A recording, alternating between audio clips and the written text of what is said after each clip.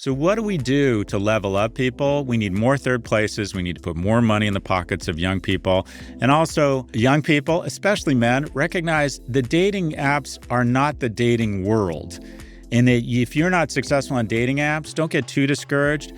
Find real world places where you can meet people and demonstrate excellence and level up. So all you have to do, if you're interested in having a family, which supposedly is the number one priority for men on the right, is be in the top 3 quarters. And you know how you end up in the lower quarter? You give up.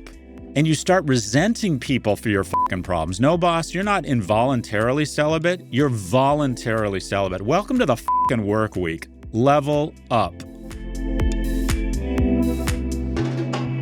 In today's Office Hours, we discuss my advice to college graduates, the danger of dating apps, and navigating issues with business partners. Question number 1. Our first question comes from Rachel Sorecki on LinkedIn. Rachel says, I'm an upcoming college graduate. What would you do differently when you first started your career? Any advice for navigating early career life? What your first job most likely will be is something you hate. And that is first-time jobs are usually shitty jobs, usually doing all the work that people who have some power don't want to do. One of the greatest things I got from Morgan Stanley was an attention to detail. It was an incredibly abusive environment. And I quite frankly think that was good for me. It kind of toughened me up. A lot of guardrails. You had to show up in a tie. You had to be well prepared. And it was incredibly taxing and stressful, but I kind of needed a swift kick in the ass. And also the brand itself and the platform, I think, obviously helped me for the rest of my life and helped me get into business school. And I was around really talented people. So what do you want to do in your first job? You want to find a place where you can learn, ideally a good platform or brand. I think the office is a feature, not a bug. I would really, really advise against doing remote work. When you're young, you need to find friends, mentors, and mates. 1 in 3 relationships begins at work, and HR people hate that. But show me an HR person who's putting in all these strict policies around dating. I'll show you someone who, found his wife at work. Get into the office, try and get to a good platform, try and go somewhere that'll let you run flat out. One of the things I did, and this sounds strange and you couldn't do this now or they wouldn't let you, every Tuesday morning I'd go in at 9 a.m. and I would stay till 6 p.m. the following Wednesday because I wanted to send a signal that I was here to play. And unfortunately, Morgan Stanley was the kind of abusive behavior where they sort of rewarded that. And I think they used to give us a clean white shirt the next morning. At the end of the year, they'd line up all the analysts and count how many white shirts or how many of them had pulled all-nighters. So I got into a good platform. I worked my ass off. I was very focused on work. I took down the alcohol and the pot intake for a couple of years. And I just wanted to show that I was here to play, because the sad truth of your career is that people say, oh, enjoy your 20s and have fun. Anyone who tells you to do that is already fucking rich.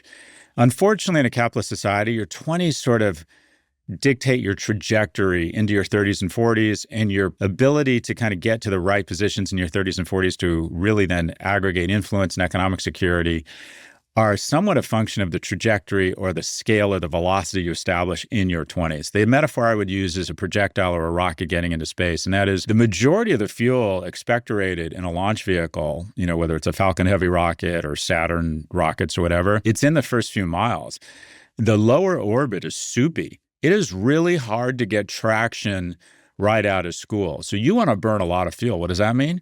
You want to work really fucking hard. You want to try really hard. You want to invest in relationships, be seen as a good ally, do shit work, have a great attitude, just be curious. The other thing I would suggest is that you try and find mentors, ask people out for coffee, develop a kitchen cabinet of people who advise you.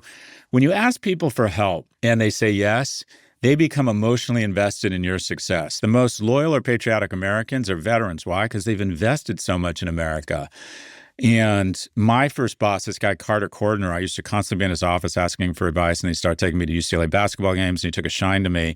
I think he may be one of the few reasons I wasn't fired. I was not very good at that job. But he really liked me and was invested in my success, wrote my letters of rec. And I really invested in the relationship, if you will. So this is a time to work your ass off, find a platform where ideally it's a good brand where you're going to learn a lot, absolutely get into the office.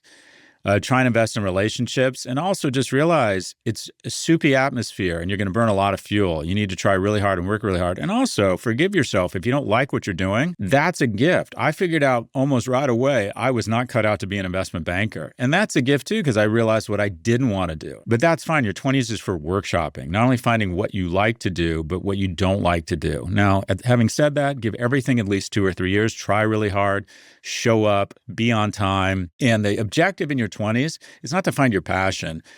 It's to find something you could be good/great at. And so every job you're in, think, okay, could I be in the top 10% of whatever it is I'm doing within, say, 5 years? And could I be in the top 1% in a decade? Because if you're in the top 10% of something, you're going to make a really good living at it. And if you're in the top 1%, you're going to get prestige, relevance, camaraderie that will make you passionate about whatever that thing is. So that's my advice. Oh my God, that was a word salad. Support for the show comes from Harvey AI. Law is craft, forged through repetition, sharpened by judgment, perfected in the details most people never see. Practice made perfect is Harvey's belief in relentless refinement, in turning complexity into clarity, pressure into precision, and experience into advantage. Legal work isn't just about knowing the law, it's about applying it carefully, consistently, and under real stakes. Harvey is an AI platform built specifically for legal practice, helping teams analyze large volumes of documents, draft with precision, and collaborate securely across complex matters. It doesn't replace expertise, it strengthens it, making teams faster, more exacting, more certain. Today, more than half of the AM Law 100 use Harvey as part of their workflow. Learn more at harvey.ai. Question number 2 comes from Pour Me a Jarber on Reddit. Pour Me a Jarber. They ask, hi, Scott, you've been one of the clearest voices calling out the damage social media platforms have done to society, especially to young people, but I haven't heard the same level of criticism toward dating apps. It seems these platforms have had an equally corrosive impact on expectations of the opposite sex and how money and status get signaled through a screen. Do you think dating apps have been just as reckless in contributing to loneliness and social withdrawal? Should they be included in the same resist and unsubscribe category? And if not, why do they get a pass? Super interesting question. All right, so just some data. About a third of U.S. adults say they've used a dating app. Among young people, it's closer to half. Men significantly outnumber women. It's about 60%. By the way, the ultimate dating app where it flips is college. It's 60-40 female to male. So part of the resist and unsubscribe movement is sort of this Genghis and Khan. Is it Genghis and Khan or Genghis and Khan? But he basically he would go after a single city, kill all the dudes, rape all the women, burn the place down, and then point to the next city and say, we're about to do the same thing here, or you can just lay down your weapons and we're actually fairly decent people, join our army. There doesn't need to be any bloodshed. But you went after one city at a time. And what I'm actually thinking about with resist and unsubscribe is narrowing it down to a smaller number of targets, maybe even just one target in March. Kind of go Genghis on them, go GK on them. Anyways, dating apps, I don't think they should be on resist and unsubscribe because they don't have a market cap big enough. But essentially, the digitization of any environment or any market creates a winner-take-most environment. You digitize retail, then you end up with one company, Amazon, who through great execution and access to cheap capital gets 50% of all online commerce. Same thing's happened in dating, except more on the supply side. What do I mean by that? Essentially, when everyone has access to everyone and it becomes digitized, then everybody wants the same people, especially women who are more choosy. The basic anthropological incentives are the following. Men want to spread. Men have millions of sperm. Women have one egg. So men feel it's their job to spread their seed to the four corners of the earth. We're just much less choosy and, quite frankly, hornier. Women are put up a much finer screen to pick the smartest, fastest, and strongest feed. That's why your kids will likely be smarter and taller than you. Now, how does millions of seed get through this much finer screen? Typically, it's been work, friends, religious institutions, school where people meet. Those used to be the top places for people to connect. And one of the keys to those environments was that people had a chance, specifically men had a chance to demonstrate excellence. The difference was back in the olden days, until the dating apps took over, men had venues to demonstrate excellence. Women say, well, I didn't like him at first, but I liked how kind he was to his parents. I liked his hands. I liked the way he danced. He had wonderful friends. He was really funny. They got a chance to demonstrate excellence over time. With dating apps, you don't really have a chance to demonstrate excellence. It's been distilled down to a small number of observable digital criteria. What's happened with dating apps is that the choosiness versus lack of choosiness has gone crazy. And the stat is, and I hate the incel movement that 80% of women want the same 20% of men, but there's some truth to the notion that most of the women will all be attracted to the same men. And unfortunately, it's kind of a few basic things. It's sort of height and perceived resources. So I hate this term, but people use it, 6 feet, 6 figures. When you see all these women being interviewed about dating, they say, well, at a minimum, 6 feet, 6 figures.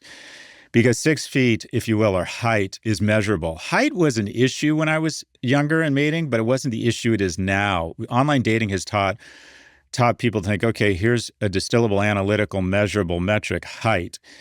And then your money, where you went to school, the watch the Rolex that actually slips into your profile, where you live. So the dating apps have really, what have they done? They have aggregated currency to the most attractive. And in some, if you're a dude on a dating app, if you're in the top 10% of attractiveness, it's fucking disco, right? You can have a date every night, which unfortunately doesn't lead to good long-term behavior or investing in long-term relationships because you kind of think, why should I? And I think generally for women, it's just shittier, a little bit shittier all around.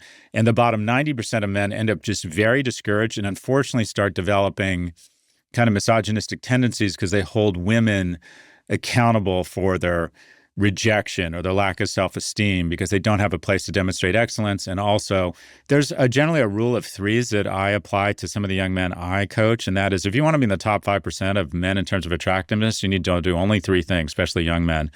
Work out at least 3 times a week, work at least 30 hours a week outside of the home, and put yourself in the agency of strangers in the company of doing something bigger than yourself at least 3 times a month. That puts you, no shit, in the top 5%. But I don't think in terms of resist and unsubscribe, I want to go after whatever it is, Match.com. They're just not worth it. They're not worth as much.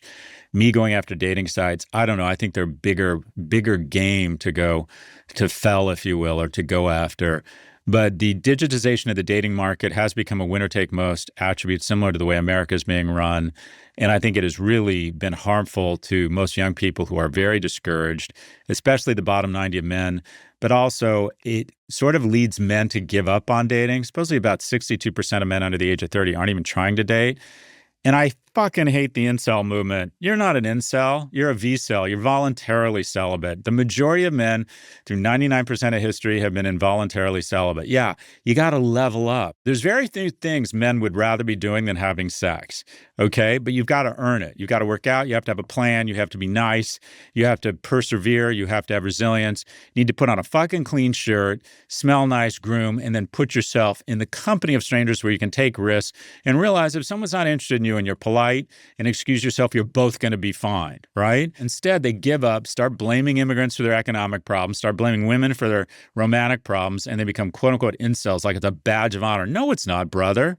No, it's not. The majority of us have been incels. But you know what we do? We fucking level up. And men in America today have more agency than men have had through 99% of history, throughout history. 80% of women have reproduced and only 40% of men. The natural state of being in the mating market throughout history is Portia polygamy, and that is a small number of men through inheritance or exceptional talent aggregate a lot of influence and power and have multiple sexual partners. And the bottom half of men have none. So what do we do to level up people? We need more third places. We need to put more money in the pockets of young people. And also young people, especially men, recognize the dating apps are not the dating world. And that if you're not successful on dating apps, don't get too discouraged. Find real world places where you can meet people and demonstrate excellence and level up. So all you have to do if you're interested in having a family, which supposedly is the number one priority for men on the right, is be in the top 3 quarters. And you know how you end up in the lower quarter? You give up. And you start resenting people for your fucking problems. No, boss, you're not involuntarily celibate. You're voluntarily celibate. Welcome to the fucking work week. Level up. Support for the show comes from LinkedIn. It's a shame when the best B2B marketing gets wasted on the wrong audience. Like, imagine running an ad for cataract surgery on Saturday morning cartoons, or running a promo for this show on a video about Roblox or something. No offense to our Gen Alpha listeners, but that would be a waste of anyone's ad budget. So, when you want to reach the right professionals, you can use LinkedIn ads. LinkedIn has grown to a network of over 1 billion professionals and 130 million decision makers according to their data. That's where it stands apart from other ad buys. You can target your buyers by job title, industry, company role, seniority, skills, company revenue, all so you can stop wasting budget on the wrong audience. That's why LinkedIn ads boast one of the highest B2B return on ad spend of all online ad networks. Seriously, all of them. Spend $250 on your first campaign on LinkedIn ads and get a free $250 credit for the next one. Just go to linkedin.com/Scott. That's linkedin.com/Scott. Terms and conditions apply.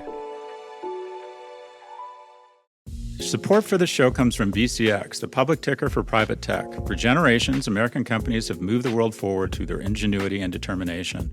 And for generations, everyday Americans could be part of that journey through perhaps the greatest innovation of all, the U.S. stock market. It didn't matter whether you were a factory worker in Detroit or a farmer in Omaha. Anyone could own a piece of the great American companies. But now, that's changed. Today, our most innovative companies are staying private rather than going public. The result is that everyday Americans are excluded from investing and getting left further behind, while a select few reap all the benefits. Until now.